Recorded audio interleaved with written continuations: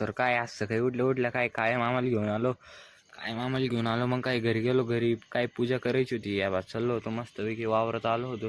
काय घरी गाडी नसल्यामुळं काय गाडीचं पेट्रोल संपलेलं आहे. पंचायत भाऊ आपली आता काय करावं. मग काय वावरात आलो. या बा पूजा चालू होती. सगळे काय मी लेट आलो. ते काय मामाला आणलं. मग काय घरच्यांना काय बसेल काही देखत नाही. तिला खुर्ची आणायला पाठवून काय 2 म्हातारे बाबा आले होते. मग गेलो खुर्ची आणायला. बा हा पोऱ्या काकाचा पोऱ्या नाही हा काका आहे माझा. चहा वाटीत होता. मग काय सगळ्यांनी 5-5 काय पावडे मारायची रात झाली. मग काय आरती घेतली. मी गेलो म्हसोबाचं दर्शन करायला. हे पहा लय दिवसांनी पोरं क्रिकेट खेळताना दिसले व्हायला आमच्या टायमाला.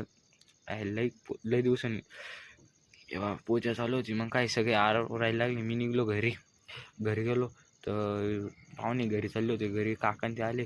काय बसलो ये पाहुण्याच पोरगं पाहू कसं ट्रेडमिलच तोडी तर काय आमचं राव आता का कसं बसेल ती. मग काय कोपरगावला गेलो. निघलो कोपरगावला जायला. काय रेल्वे स्टेशनला गेलो कोपरगावच्या. लय घाण रस्ता हो कोपरगावचा. लय वैताग येतो कोपरगावला जायला. मग काय निघलो कोपरगावला आलो होतो पार 6 वर्षाच्या पुढं भरपूर पुढं आलो. परत घरी गेलो. घरून परत घरची म्हणे जाय म्हणे आजीच्या गोळ्या आणायला कोपरगावला.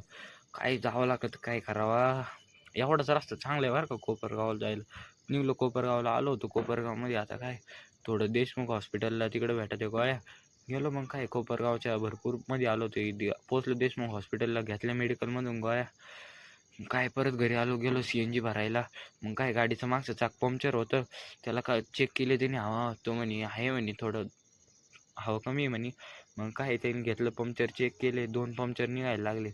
या बा मस्तपैकी पाणी बिनी मारून चेक करीत राहते ते बा कसं पोहू राहिले. या बा मग काय तिने 2 पंक्चर काढले. पंक्चर काढून झालं गाडी खाली उतरवली.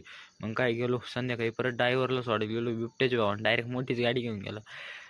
लय बिबट्याच भेव सुटेल बरं का. तुम्ही सुद्धा जपून राहा. आमच्याकडे लय बिबटे आता.